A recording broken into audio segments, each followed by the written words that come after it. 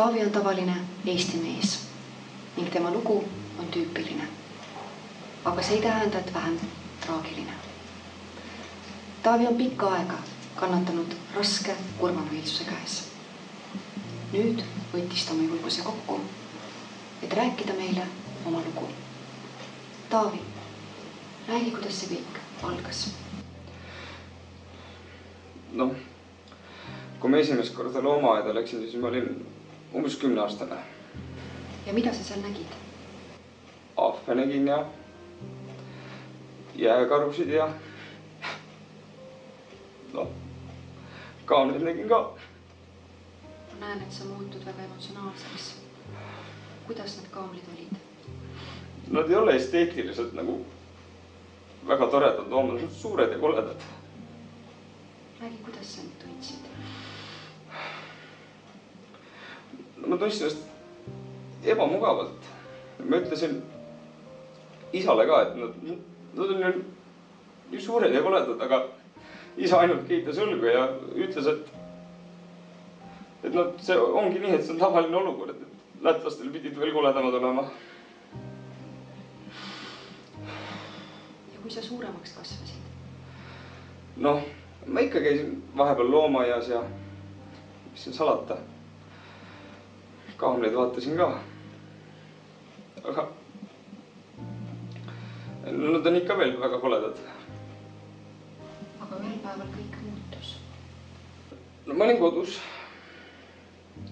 Istusin diivani peal ja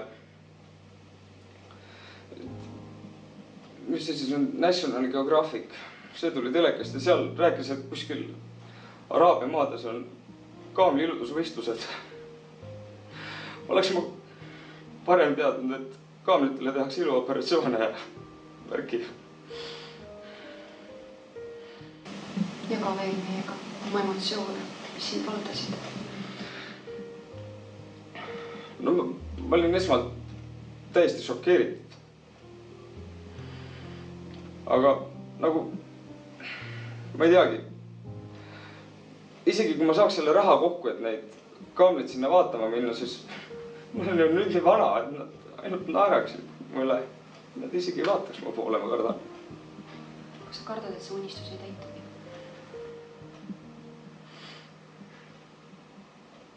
Tõenäoliselt küll, jah. Aga kuidas on Eesti kohalike kaamlitega?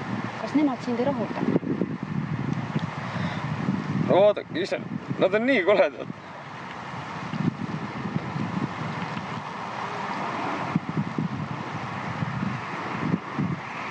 Aga need ei ole ju kaamlid. Need on lehmad. Lehmad.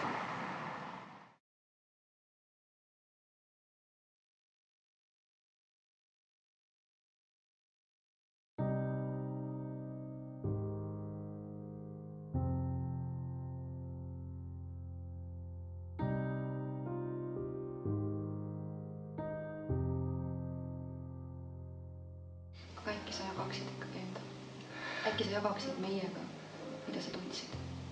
No, ma nägin seal ahve, jääkarusid ja vabandust, ma ei suuda. Mida sa ei suuda? Mida ta ei suuda? Ma tulen siia, ma ei tea isegi, kus me oleme praegu, mingi Imaveres.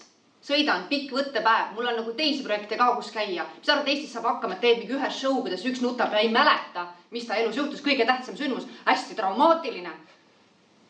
Ja tema ei taha. Kelle jaoks ma seda teen siin?